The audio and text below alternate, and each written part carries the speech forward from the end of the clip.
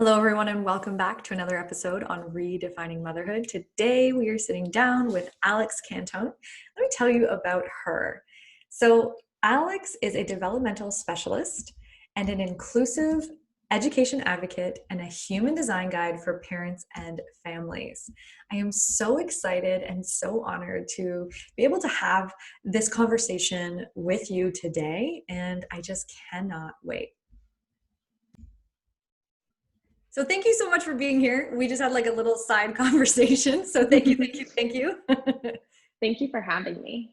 I'm just so excited because as I was saying before, I really just want like every listener and every mom friend that I have to follow along and really dive into human design and just really what it can bring to us as parents and so for our littles. So I'm just so grateful. Thank you. Yeah, that's my hope too, that everyone has a little piece of this system in their back pocket. Absolutely. So let's start off with what does redefining motherhood mean to you? What does that like bring out? What does that inspire in you?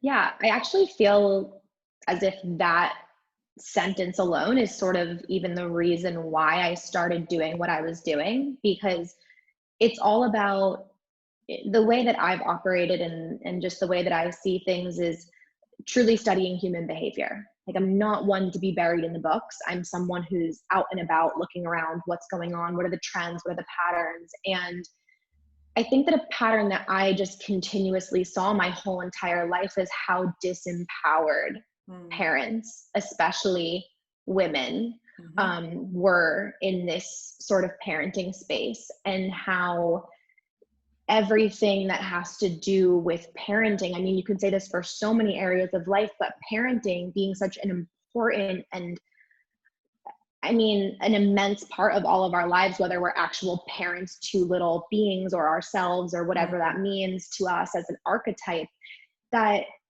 there's this pattern that I see that it's always us listening to voices outside of ourselves. Right. And no matter what field I was in this space, in child development and education and family studies, it was always, how can we tell parents what to do so they can be the best parent? Yes. Which there was a good intention behind that, but what was missing was the actual empowering of the parent to be able to intuitively do what's best for their family based on what they know themselves to be true, as well as what they observe. Right. So redefining motherhood, parenthood, whatever you want to call it, to me is being able to empower parents to really step into their own ability to know that there doesn't have to be a book or a permission slip or anyone outside of themselves to tell them if they're doing something right or wrong. That if they're doing something and it feels right and the results that are being produced is something that's making them and their family and their home feel good and aligned, then they should keep doing it. And we don't need to keep looking for validation and things like, am I doing this right? Am I following by the books? Am I doing it the way my neighbor is doing it? Are my family members telling me? Like, there's so many voices that tell us, well, are they doing this? Are they eating this yet? Are they sleeping this way yet? And it's like how smothered parents get with advice and just opinions, unsolicited advice and opinions from people that don't matter. So I hope that, the work that I'm doing and the work that you're bringing into the world is helping parents understand that they can truly redefine their way of living, and that's going to impact their way as just a self-sovereign parent. Yes, yes, yes, yes, yes. And I feel like, so thank you. Thank you, thank you, thank you. Because I too am in that space of how can I empower mothers? How can I empower, our parents? Because yeah, we're all parenting from a space of shoulds, and there, like, it has to go. And I remember following along, and I just recently got my child chart reading, so thank you for Hannah. And I had gotten into the space where it's like permission to just know, like, what is my intuition saying? But I have done work to get here. This wasn't just something that I was like, oh, like, this is how I'm going to do. I remember first 9 months of my postpartum, I was like reading the books and all of these things. And the one thing that I always come back to is I was so disconnected from my body and from myself that I wasn't tuning into my intuition. I wasn't tuning into what her intuitive self was saying.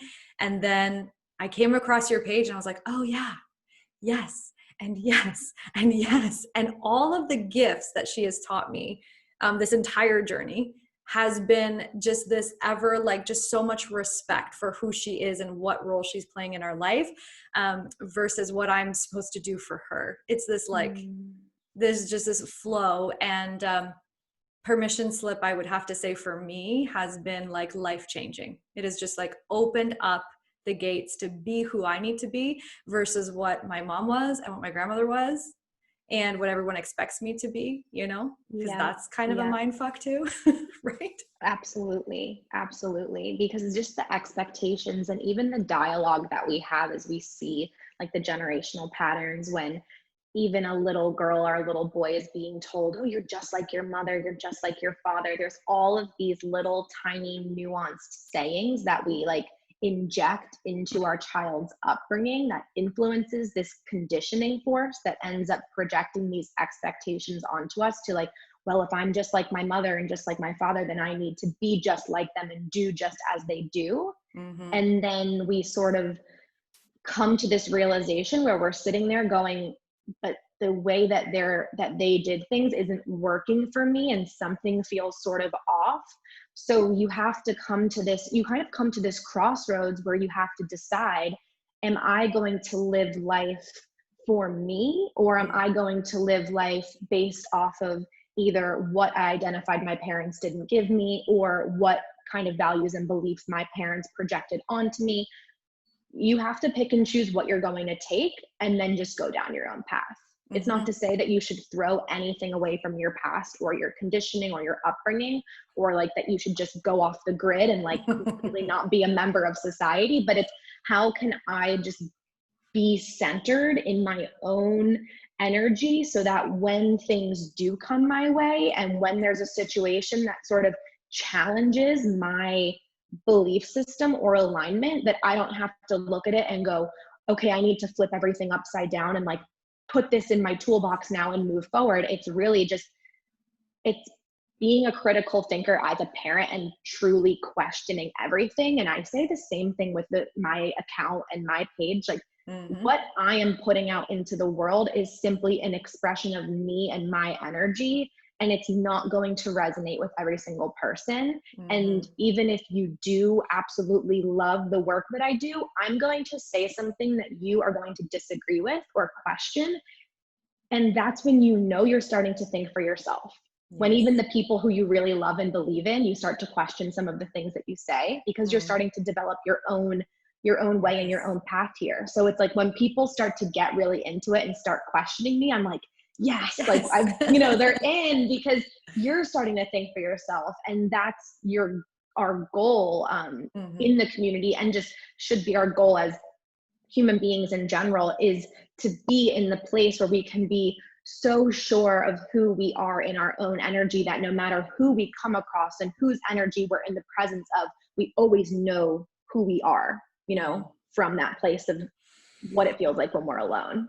Yes, yes, yes, yes, yes, yes, yes, yes, yes. I think that I sang a lot. So I just feel like that for me is so much, there's so much liberation in that. And I think, working in the field, working a lot with youth and working a lot with families, there's always, I would say there's this disconnection, and a lot of us are feeling so alone. And I wonder, and I think, I would agree with you on that. Like, we're just trying to figure out who we are, and we're not going to be like anyone else. And so that's that disconnection of like, so who am I? And if I'm not them, and if I'm not her, then who am I? And is it okay to be me? And who's going to tell me that?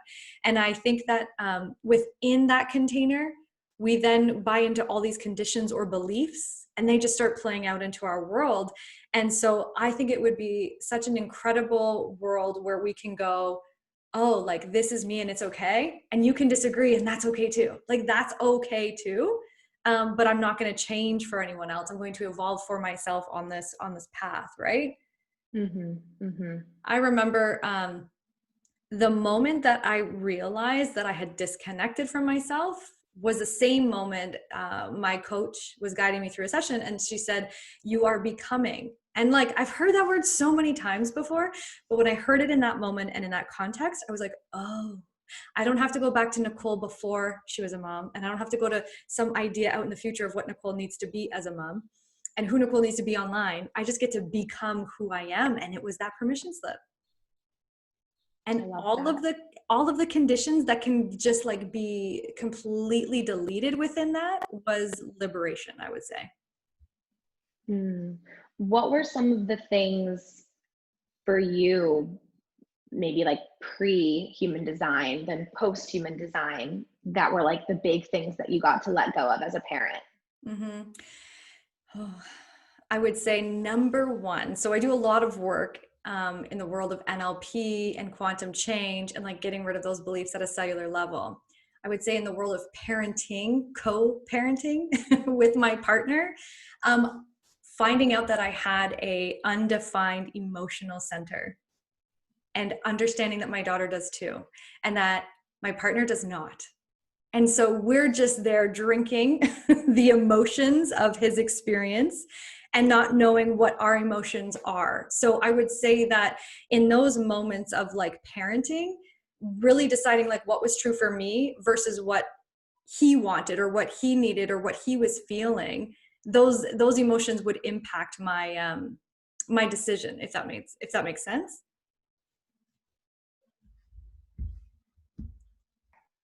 There you go. So for you, what was the thing that pre-human design versus post-human design that like completely flipped your perspective and gave you that permission to step even further into that expression of yourself? Yeah, I would say for me, the human design aspect of the centers. So learning what was defined and what was undefined for me and what that would look like in my everyday life. And then looking at our family charts. And so recognizing that my daughter and I have a undefined emotional center and dad and partner have a defined one. And so I have always been super empathetic.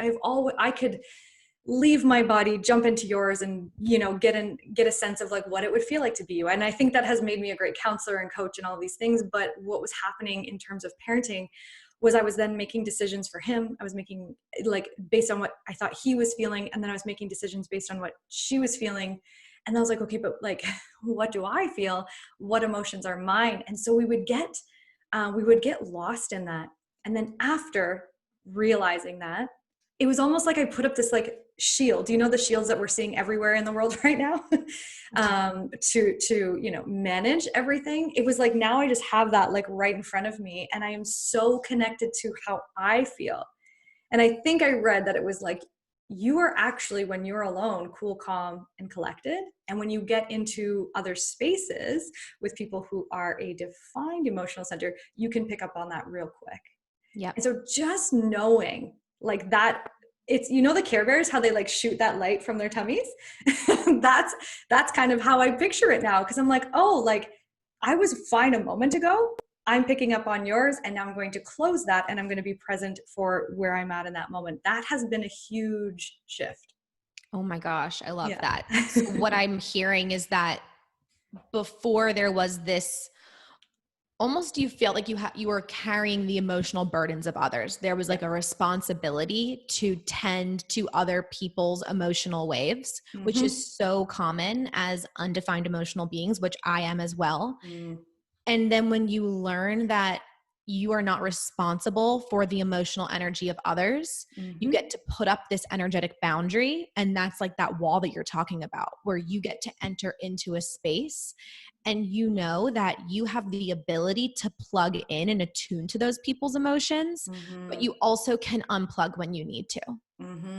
And that's so huge for relationships. And it's interesting that you say that, which it's no coincidence. This has just been coming up so much. And this is what we're going to be focusing on within the member community that I'm sure we'll talk about later. But is this concept of the defined and undefined emotional patterns within relationship dynamics, because that's the reason why I include it in the child chart reading offering as well. And that's the only center, information that I get into there.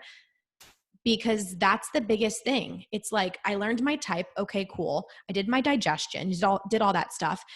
But what about my emotional state? Like, what is up with that? And I totally relate. And I also wonder for you, do you know if your parents were defined or undefined? Oh, like if I had to guess, they were, I would say that my mom, she's tough. I think my dad was defined, but I think I'm going to say she was defined. That's a gut level, because I feel like part of my journey was when somebody asked me, like, so before I awoke to myself, which 2012. So before that moment, someone asked me what I wanted, and I would be like, oh, I just want everyone to be okay in my family. I was so focused on everybody else. And I didn't recognize what I was feeling in relation to others. I just thought like, okay, so she's sad, so I'm going to be sad. And that's just, and then I went into social work and I was like, oh, that's the empathy skill. Great. And then I get into my spiritual journey and I was like, oh, that's because I'm an empath. And, and it's interesting when you say these pieces, because in session with clients, I will literally put up shields, like energetic shields. That's how I keep myself safe mentally and emotionally, but also so that I can channel and receive what I need to for that client, right? But every day cooking dinner, making lunch, doing the things, like I don't think to put it on. And it wasn't until a few weeks ago, because we've been diving into a little mastermind and we're doing like human design. It's literally all we talk about right now. And yeah, and so we're just like, we're learning so much about ourselves. And then it was when one of my friends said, like, he's defined, you're undefined, you're literally drinking his emotions, and you're feeling anxious because you don't know how to solve it, because it's actually not yours and you can't. Yeah. That was like mind-blowing, right? Yeah. And what's your authority? Oh, that's a great question. I am a generator, so I think so you're sacral. Yeah, sacral, that's right. Yeah. So that's what's so interesting too is, so I'm a projector, and there's more authority options, different authorities you can have as a projector. So I'm a self-projected projector, which means my authority comes from my identity, my voice. And then you as a sacral generator means that it comes from that gut, that sacral motor. So I can a little bit, like, I don't know, intuit a little bit more, I think, with the emotional authority, because I understand what it means to have to take a little bit more time to make decisions. But the real difference there is I'm all about talking through things to process. And for emotional beings, or defined emotional beings, I don't want to get all of the language confused. There is this almost, not all of us are here to talk through our emotional experiences and talk through our process. So then for you, you have this gut response where it's like, oh, I don't need to talk it through. Like, I know when I'm there and I can respond and I can do it and it lights me up. So I'm going for it. So I can imagine that being that child, or even being that partner now, being surrounded by anyone who's emotionally defined, it can really throw us for a loop, because we're in relationship with people, and whether there's some sort of conflict or there's a big decision that both of you need to make a decision on, it's like you're sitting there going, well, I know exactly what we need to do. And if you don't have that awareness, then you're sort of sitting there, and I've done it. I mean, I'm guilty of it, and you probably are too, pushing the person who has the emotional authority into response mode. Yeah. Because I'm like, let's just sit here and talk it through. Let's just sit here and go over all the details. And it's like, Alex, not everyone needs to talk everything through all the time. But to me, I'm the talker. So I need to talk things through. So even for you, if I didn't have awareness that you were just the responder, I would be like, well, Nicole, let's sit down and go over like all the things. What would be good about this? What would be bad about that? And that would put you into a tailspin. Because you're not here to explain your reasoning. You're not here to say, I want to do this because. You're just here to say, my body says, yes, I'm going to go for it. And we have to honor that. And then with the emotional authority, it's like, well, if something just came up, I really have to sit here and see it from all sides and walk around it from all angles and look at it from up here and look at it from down here and sleep on it and think on it. And then we're like, what time? What do you mean? What do you mean you need to take time to come to that decision? So from being the child with an undefined perspective, from being the partner who one is defined and one undefined, it's like the best thing that we can possibly do is we don't necessarily have to fully understand what it means to have an emotional authority, because from my perspective, I only know what it feels like to be in the presence of my own energy and then what I'm able to access and plug into others. But knowing that I have the awareness that other people have a different way of processing can just allow us to sit here and be accepting that not everyone's going to arrive at a conclusion for a conflict or a decision at the same time. And that alone takes so much pressure and responsibility over us, especially those who are undefined, who feel like we constantly need to be solving other people's problems, which is just a natural trait of having that energy open there, because we want to figure it out. We want to be able to move through it. We're learning from them. But if we don't let them process on their own, then we're never actually going to get that high frequency of learning, because if we're constantly plugging ourselves into that situation, we're not letting them grow and evolve in their own. Yeah. You know, so yes. Like, do it for yourself, but also do it for them. Yeah, absolutely. And yes to everything. I was just like, I could see, 2 years of parenting, co-parenting.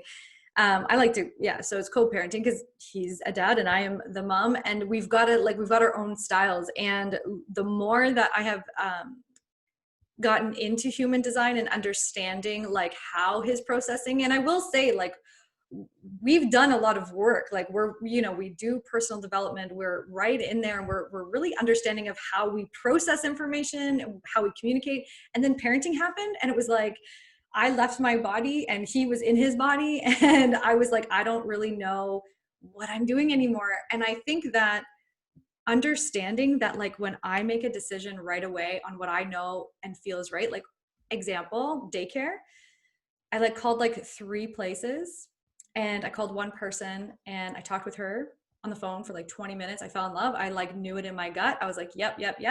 And then that was it. That was the decision. And he's like, we need to talk about this. We need to go look at other places. We need and I was like, no, we're good. I feel it. I've learned to do some checks, right? But that right there, the communication style on a big decision is so important, right? And understanding that he's going to come to a decision so differently than I do it takes a lot of pressure off, because I'm like, how do you not just feel it? How do you not just get it right away, But human design has opened up my eyes in so many ways that he might be conditioned to do it a way that actually doesn't work for him, or he might be so in tune, because he probably is, and I've been the one that's been conditioned to do it another way. But just that entire kind of process when it comes to communicating about what we want for our daughter, and understanding why mine can be so intense and why he can just kind of be pretty even keel, it's so interesting to watch the dynamic happen. And then I just get lost in all the details and want to read so much more, right?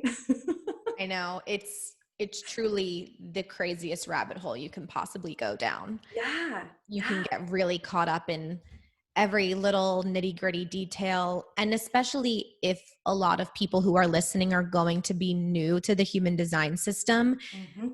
What's sort of challenging is it's not one of those things that you look up and then it gives you a full report of everything you need to know, right? You really need to have a guide or someone who can help you work through what all of these things mean, which is why there's so many amazing people on the internet, and all of us have so many resources for people who are new, because I guess when it comes to any other, if you say something like astrology, you can look it up and you can figure out, okay, I'm a Cancer and I have this in this house and this there and that there, which astrology is weaved into human design, but it's easier to access that information.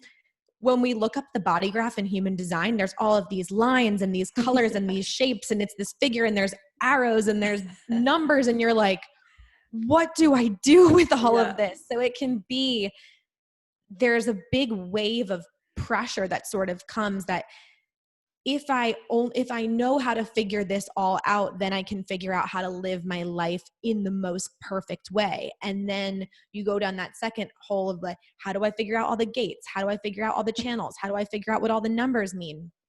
And as someone who's been studying this for a few years, I don't know, 3-4 years, which doesn't seem that long when I say it out loud, but it feels like it's been so long. Mm-hmm. And then who's been teaching on it for only a year and a half, about maybe less. I still don't know every little piece of my design. Right. I still don't go there. Mm-hmm. And I say that because I think it's important for people, especially new people, to understand that this isn't an overnight job where you're going to tackle every single piece. And it's especially not a race to a finish line to become any sort of perfect version of yourself. This is about discovering who you are, and really just, it's a slow burn. For me, it's a really slow approach. And I think that's why I believe my approach to be very accessible for a lot of people who are new, because I'm really not going to go into all of the details with you unless I see something that I intuitively know will be really useful to mention. But for me, it's a lot less about let's find out a little bit about all of the things, and more about let's really zone in on the things that are super interesting, because it's likely that you'll discover human design and maybe you're going to really get to know the profile lines and you're like, I'm so interested in knowing all about that. Yeah. We need more people who are experts in those little niche areas rather than people who just know a general overview of all of the things. It's really great, in my opinion. And again, you don't have to take my advice, but it's like, wherever you're drawn, follow that. Yeah. And dive into that, because there's going to be a nugget there for you to learn about yourself, and you're going to uncover some sort of belief or value or conditioning aspect or some sort of part of you that you didn't even realize you've been denying this whole entire time, that comes from, wherever in this chart. So see, even if you don't have the language for it, when you open that chart, I always say to people, spend some time just looking at it. Yeah. Yeah. Try to drop out of your mind of how do I figure this all out, and spend some time just looking at it, and maybe even looking at it and then feeling parts of your body where you see those places colored in, or where you see those places open, and ask yourself, does it feel heavier in parts of my body where those little shapes are colored in? Does it feel more open and expansive, or lighter where they're not colored in, where they're white? Like, where do I feel energy in my body? And we can uncover the depths of our design by being more intuitive, more so than we would learn from any other person who tries to break it down for us. I love that. And I think that I shared the other night just how much I love the child chart reading. And I had a few people be like, okay, like, what is this? Like, tell me about it more. Like, what do you mean? This is so cool. I was like, yeah, no, I know. And for me, I've had to sit down and like do it in chunks and bite, like, because like, I don't know if I've said this to you before, but when I read about Hannah, I was like, I felt like I knew so much of it, not all of it. Intuitively, I knew it. And then that's why when I found your account and I was like, I read about projector, like instantly was like, what is Hannah, right? Projector. Okay, cool. And then as soon as I started paying attention to projector, I was like, oh my God, that is what I see. Like, I see her. And if I hadn't done that, a projector likes to stand on the side and observe, right? And be like, for her specifically, invited in. And if I didn't know that before, I would have like really encouraged her. So for me, I'm like a total extrovert. Like when I'm in a group of people, I am in a group of people, I can stand at the front of a stage and like run events. This is what I love to do. And that is so not her. Like once she's in there and she understands and she trusts and she understands like what's going on, she's all in. But if I were to push her into that, the resistance is so big. And I felt like I found you early on. Like Hannah wasn't at a point yet where we were like, I mean, she was still in the months, we'll say. And I see it. We went to the water park a few weeks ago. and we would show her what to do. And then when we would invite her, like, this is the language of human design, right? Like, we invite her in and we'd have to play with her. Now, if we didn't know that, we would have gotten frustrated with the fact that, like, we came to the water park, she doesn't even want to go in, she's shy, she's this, all the labels and all the things, like, what am I doing wrong? Does she need something? Whereas now we just, like, allow her to go in. And I'm saying this, like, we've known this about her for a while. Yeah. But it's so easy to fall into, like, well, look at all the other kids and how come they're doing it? And why isn't she? Yeah. We went to a friend's house the other night and we were there for 3 hours. And it was on the last hour that she was her whole self. And I was like, honey, we got to get home because you were going to go to bed at like 9:30 and, like, I know you need your sleep. So like, let us go, you know? And so it was just so incredible to see. And I just recently saw one of your posts around how to explain her to other people who don't know human design. And I think that that is super important because for me, it is a way of life. We've hired help, like a nanny, because we can't get into daycare right now. And I literally have the child chart reading and I'm like, okay, so, right. And I'm like, this is what this is who she is. Please, like, you know, bring this out in her. And it's like so much peace of mind to me, so much peace of mind. I love that. Yeah. And I also just want to acknowledge and recognize the way that you said you present the nanny with the child chart reading and then say, bring this out in her, notice this about her. Mm-hmm. Like, it's not about, okay, make sure she's doing this, right? It's about notice these things, create the environment that facilitates the expression of this. Yes. And that's exactly what this is for, because it's not just it's not a workbook to teach our children how to be. It's actually a roadmap so that we as parents or nannies or caregivers, where whoever we are, can sit back and go, look at who this child is. And you talking about the water park and the going over to the friend's house, I had these crazy flashbacks and realizing how much as a child, it was always such a challenge.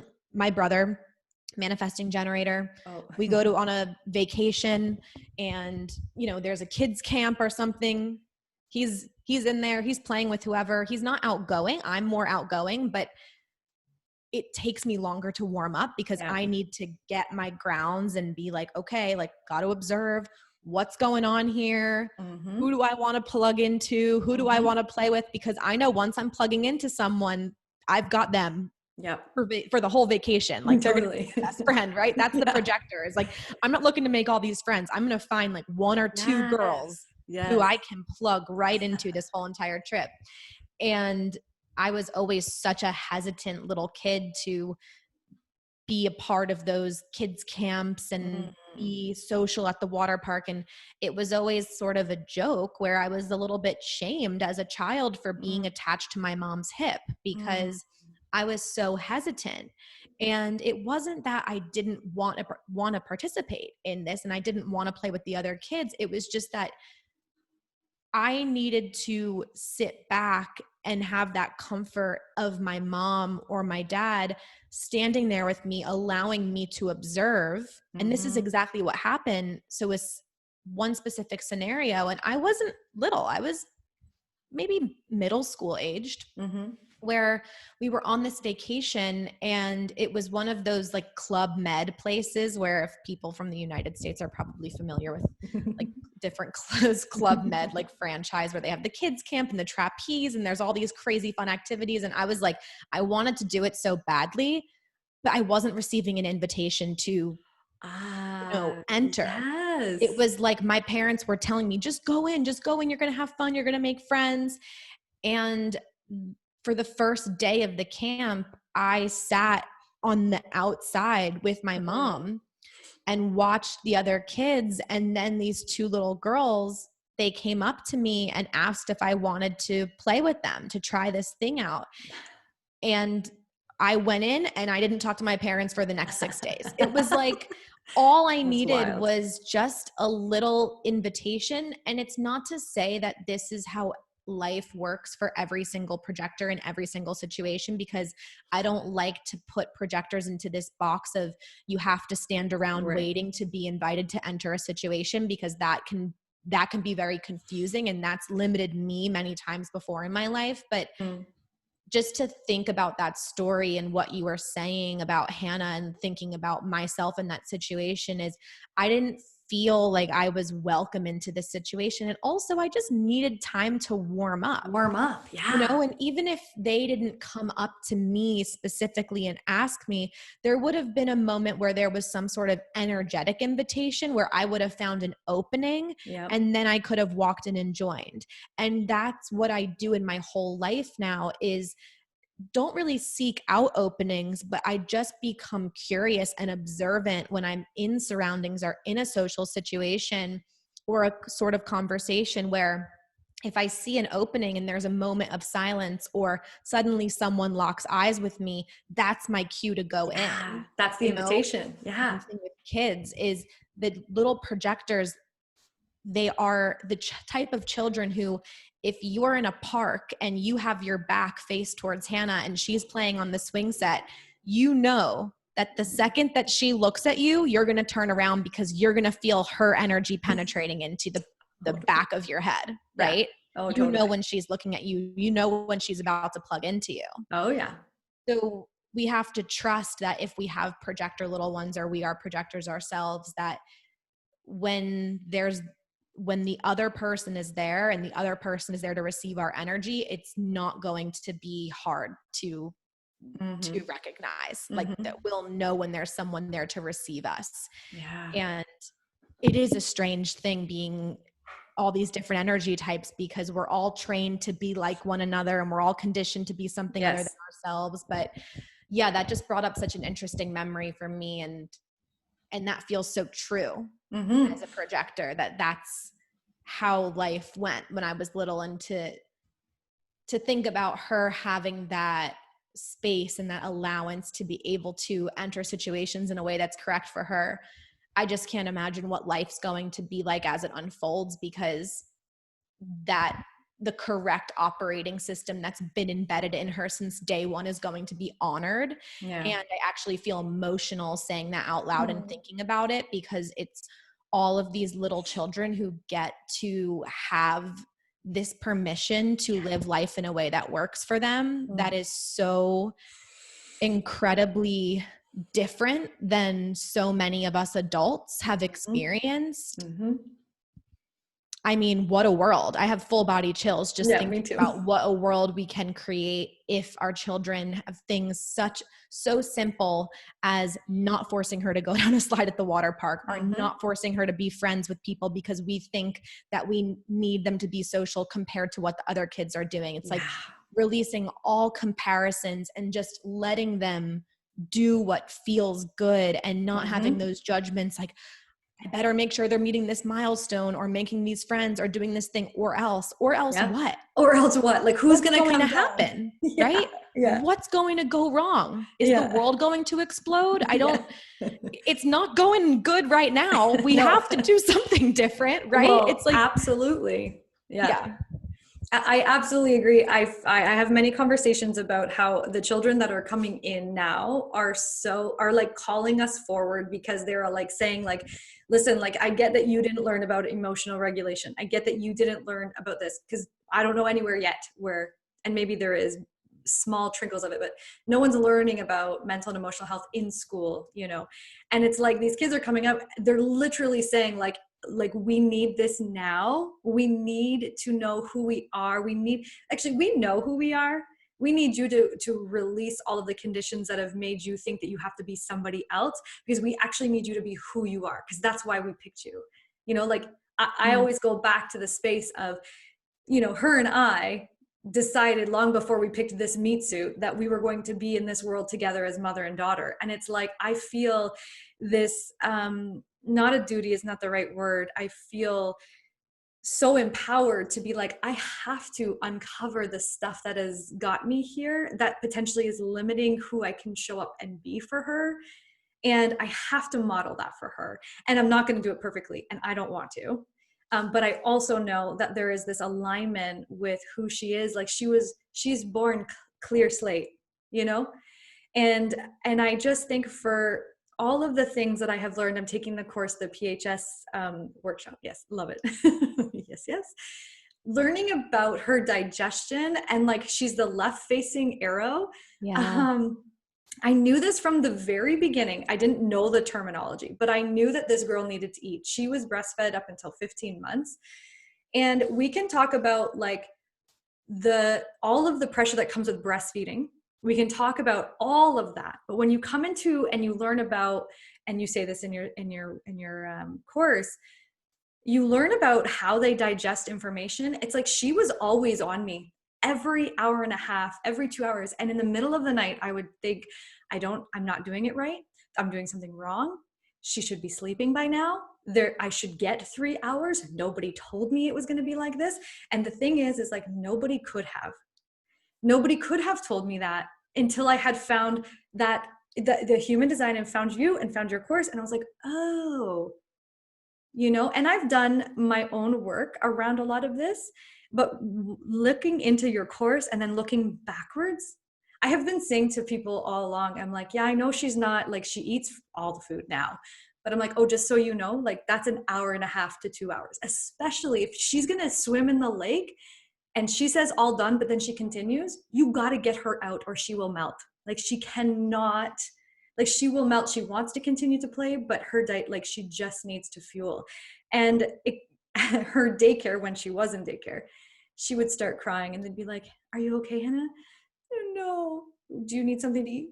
Yes. And they would like sneak her crackers in between meal and snack. Like that's how much she needs to like eat. Wow. Yeah. I mean, Yeah. that left facing arrow is no joke. And it's not to say that for anyone who's listening who doesn't understand what we're talking about right now, which is just important to lay the foundation, is if you go to your body graph and you look up your human design chart, specifically on geneticmatrix.com, because that will show you the arrows. You're going to look at the top left facing arrow, or the top left arrow in your body graph, and you'll see if it's facing left or right. So left away from your face or right away from towards your face. And if it's facing left, this top left arrow, that means that you have more of an active digestive system. So it's needing food for fuel. That's the easiest way for me to put it, is you need food for fuel. And then if it's facing right, it means you have more passive digestive system, which means that you don't need necessarily those 3 square meals a day, that you don't need food for fuel. Like for me, I knew that I was doing this podcast interview. I have a right facing arrow, and I never weigh myself down with food in the beginning of the day if I'm going to do something like this. Like I eat really light, and I eat light to begin with, but you know, of course it's always listening to my body, but I know that even if I'm really hungry, like I'll have a nice big lunch after this. Yeah. Because too much food weighs down those right facers, whereas left facing arrows metabolize food much quicker. Yes. So just to even recognize that and observe that. And I love to know that it was honored too in daycare, because if we have that left facing arrow, it's like, I need the fuel. I need the fuel. Yeah. And what's her actual digestive system? So she has the left arrow, and then her system is what? Can you give me an example? I'm learning so much. Executive appetite, closed or open taste, hot or cold thirst, high, low sound, calm, nervous touch. Direct, indirect light. Oh my gosh, I'm not there yet. Okay, so that's in your child chart reading. Okay, yeah, because I am like I said, I'm bite-sizing it right now. And yeah, I understand that she is hot, but I have conditioned her to be warm, almost cool, because of the whole, I don't want her to burn herself. So I feel like I'm trying to, so that's one part I do know, is that. Okay. So if it's hot, then she's only hot. Okay. So that's another thing that some people get confused by, is thinking, oh, you're either one of each, but you're only one out of all 12. Interesting. So she's hot thirst. If that's what you call the child chart reading, she's hot thirst. which makes sense because that's a left facing arrow. So yeah, so that's another thing to recognize if you're looking at this body graph or you get a child chart reading and you only see one digestive profile is listed, or you take the course on my website and you see all of the digestive profiles are listed. Some people say, well, I resonate with a few of them, and that's okay, but we only have one. So we only have access to one primary digestive system. So yeah, the hot thirst. What's funny is my brother's hot thirst as well. And he's a really big eater too. And I've noticed that it's just something that, again, a book or a course like isn't going to teach you this. This is all life experience and what I've learned from working with thousands of parents. But I just always am hearing that these hot thirst people, because what you have is a thirst. You have a natural thirst and a drive for information, so whether that be nutritional or knowledge or liquids. So that makes sense. If she's left facing, it's this craving and this thirst for more. So that's totally her. And from early on, she would be eating, like, she loves spices, she loves flavors, and everyone's like, oh, just like give her, like plain food. I'm like, no, like she loves, like she encourages me to make food that like is fun to make and has lots of flavors. There's no backing down.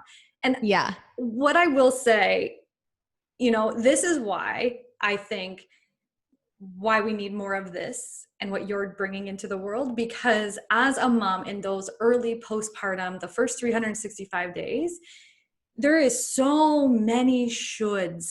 There is so much pressure, and maternal mental health is definitely underlooked, undervalued, and it is not where it needs to be. And my hope is to really change that. And one of these aspects is learning, like if I had known, so, okay, yes, fed is best. That's my belief. Yes. Breastfeeding and the pressure that comes with it, not breastfeeding and the pressure that it comes with it. Like those two platforms alone have so many conditions and not good enough feelings. And then I find you, and then I find this course and I read, I'm like, oh my goodness, there was nothing I did wrong. Yeah. Like the only thing that I was doing wrong was questioning my intuition. That's it. I love that. And what a reframe that is. Right? Because you could easily look at all of the things you weren't necessarily noticing and say, oh, if only I knew about human design, I would have been able to do X, Y, and Z. But the fact that you've been able to come to this point where you're like, I actually did nothing wrong except for not follow my intuition, or, that gives me like such a sense of relief, because I don't want anyone to think that, one, it's ever too late to stumble upon this information, and two, that you've messed up your child because you didn't know these things previously. And I get so many upsetting messages like that on a daily basis. Of, I have a 13 or 14-year-old and I'm afraid I've messed them up too much. And we all come upon information when we're ready to consume it. So I always say to parents like that, if you're upset or you're discouraged because you feel like you've been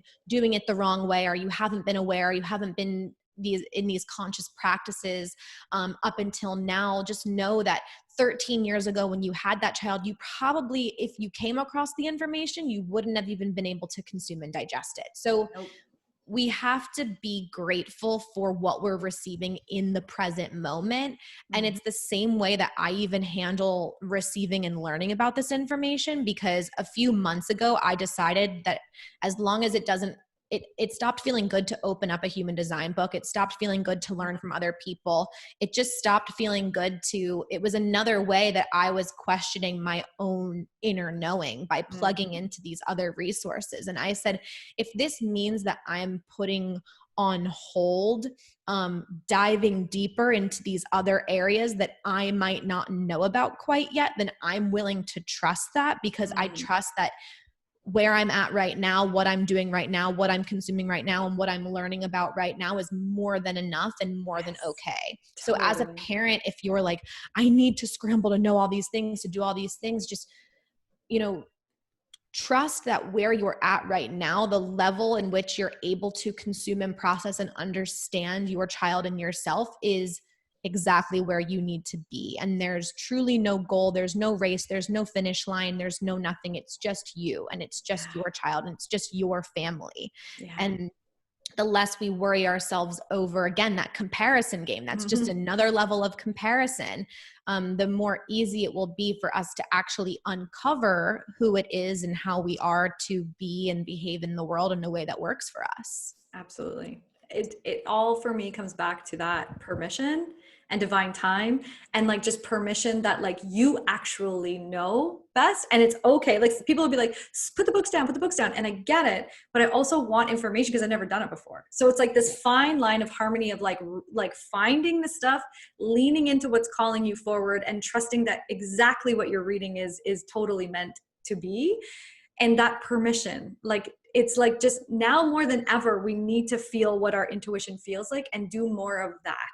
And I would say that human design is the framework, the methodology, if I may even say, that is allowing me to lean into the things I know about myself and then being like, aha, like, yes. Because I do the numerology, I do the astrology, I do like soul genesis, like Akashic records, like I've got my readings on so many things. And I said this to someone today, I feel like human design almost like gave birth to all of these other things. Yeah. You know? And it's like that for me, I love it. I love it. I love it. I love it. And I am so grateful. So I'm gonna ask one question. Yes. I want you to tell us about the member and the community, because I know mamas are gonna want it. And so my last kind of question for you is, if there's one thing that you could, and I feel like we've kind of done it, but just to kind of, if there's one thing you want a mom or a dad or a parent to know, you know, about what we have shared today, what would you want them to know? And it's almost like I just want like a heart message, you know? Yeah, I think it sort of goes off my previous little rant. It's that who you are exactly right now in this moment and what you are doing is more than okay. And it's exactly where you need to be. And the more that you can trust that, the easier, again, it will be to relax into how you're meant to express yourself. And to be that example and allow your children to see that is the greatest form of parenting you could possibly do.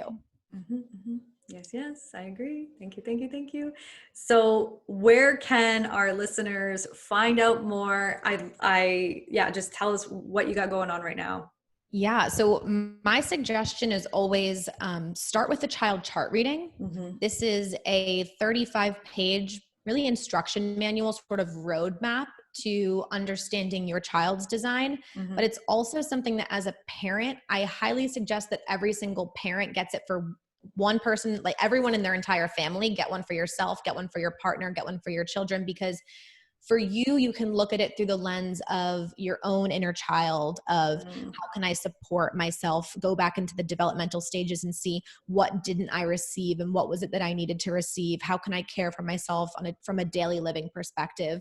You do the same thing for your actual children. So like we said in the beginning, not teaching them how to be, just setting up the environment that allows them to be. Yeah. And then I especially recommend it for your partner because they had parents at some point. You need to reparent them, and not by taking care of them necessarily, but by caring for them through the lens of understanding what's beyond the surface. So that's like my number one. Definitely, if you feel called, at least get it for your child. And then the next sort of thing to do is with that roadmap, which it's not a prerequisite or a requirement, but you can go on my website and we have something called the member portal. And ultimately, this is just a monthly membership at a super affordable cost where you can come and take any of my past courses that I do. It's a 12-month commitment, and it's my commitment also to the community to be adding new information, adding new resources, adding new courses. I'm actually working on an emotions workshop, was sort of channel downloaded through me today. So that's something that's going to be coming in August to get really excited about. So I'm not sure when this is going to be coming out, but enrollment does only open for a specific period of time at the beginning of each month. But if for some reason this doesn't come out before that, then maybe we can figure out a way to, you know, get some last minute stragglers in there, whatever it is. But yeah, any way you want to find me, it's just Alex Cantone across all platforms on Instagram, as well as my website. And then my DMs are always open, and I'm just here to help you navigate your way through this crazy world that we live in. Yes. Thank you so much. I am going to put all the links below. Season 2 is kind of launching late August, September. So we will talk after and see when we can get this out, because I know that I've been talking about it with everybody, and they're like, they just want to know more. So absolutely. So thank you so much. Thank you for being here, and thank you for your time. And I'm just so grateful. Thank you for having me. I love this conversation. I'm excited for people to hear it. Yeah, me too. Absolutely. Okay. Talk soon, love. All right. Bye.